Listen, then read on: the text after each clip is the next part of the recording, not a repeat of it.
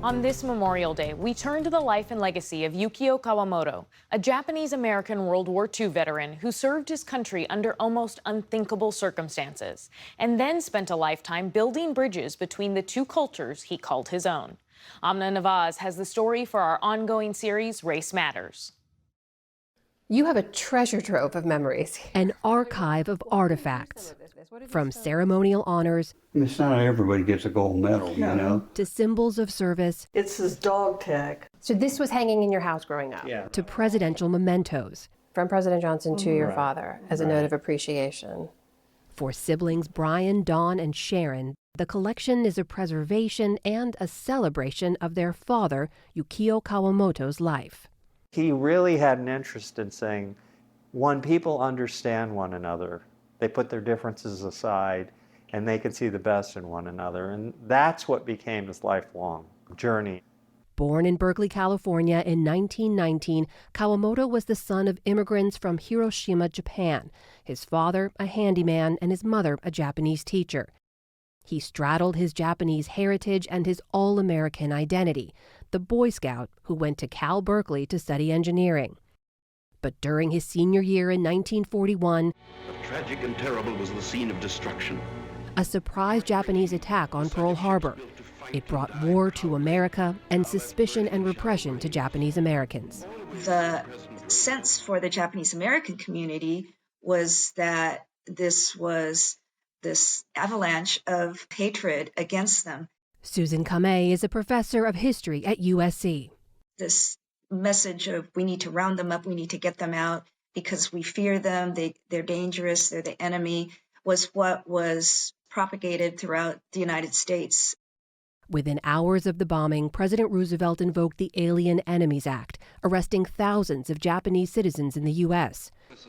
2 months later, he signed Executive Order 9066, authorizing the forced relocation and incarceration of more than 120,000 Japanese Americans in 10 remote camps across the country. The logic was that even though these were immigrants here in the United States that chose to have their lives be in America, and their children, who are American-born citizens, who knew nothing else except life as a U.S. citizen, would be, as a function of their race, more loyal to Japan than to the United States. Kawamoto's parents, both American citizens, were sent to the Topaz internment camp in Delta, Utah. And Kawamoto, just 2 months shy of graduation and with valuable language skills, was drafted. He didn't have any choice in the matter. And that's one of the things that he said. Shogunai is kind of like a Japanese saying that it is what it is. That's what he would say when you'd ask him about that time. Yeah, he would say shogunai. Yeah, shogunai. Can't be helped. In the Pacific, Kawamoto served his country in a military intelligence unit, translating documents and interrogating Japanese prisoners of war. Meanwhile, back home, his own parents were imprisoned by his country. I think a lot of people would struggle to understand how someone in that situation squares those two realities. It's part cultural. The Japanese, they don't talk a lot about those kind of bitter things, but I know he said it troubled him. A letter discovered in their father's belongings offered insight. Kawamoto sent it to the Topaz Times from the South Pacific, saying in part, quote, "There are still a great many Americans who are real Americans and who think and behave according to the American creed. We must maintain this faith to see this through." He was an American citizen and a loyal American citizen. And so I think he felt an obligation, to fight for his country. He blamed the government, not the American people, for what happened. His children describe a modest man, even when interviewed for the Veterans History Project at the Library of Congress in 2003. As far as the military part is concerned, I was no hero, but I did do my best under trying circumstances. It was my parents in the camps.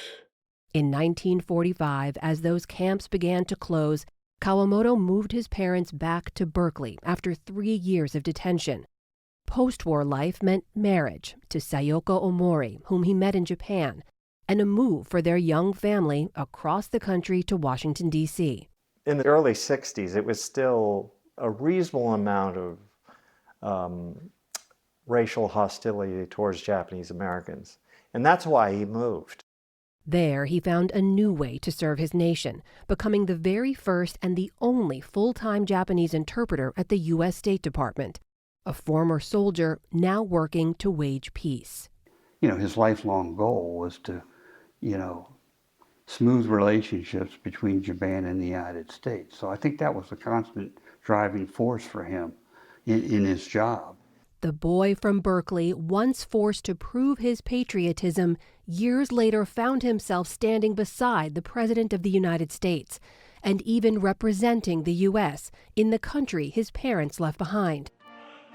His lifetime of service recognized in 2010 with a Congressional Gold Medal, the highest civilian award in the United States. Oh, this was fun. But among all the items chronicling his long life of service, one stands out.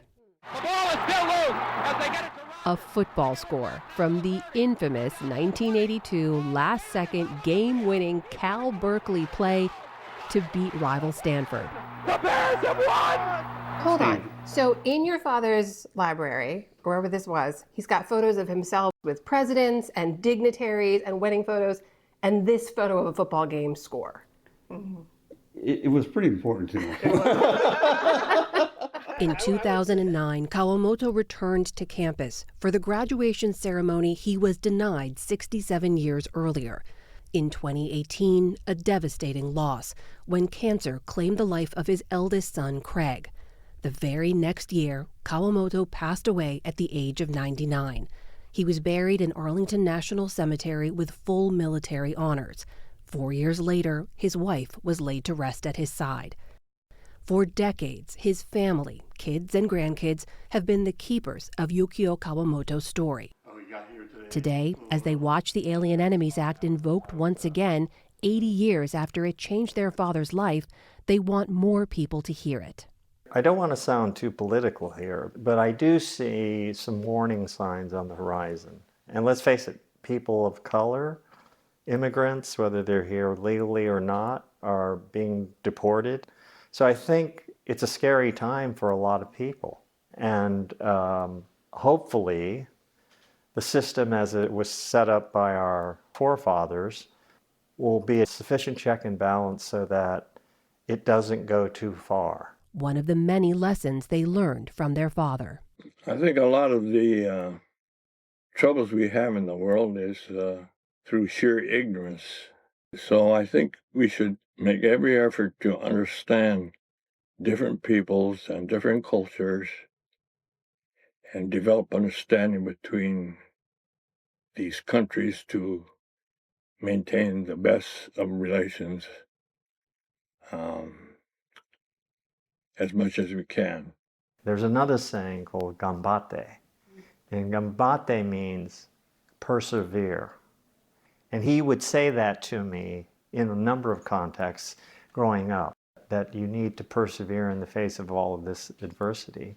And if you have faith in your fellow Americans, hopefully the right thing will be done.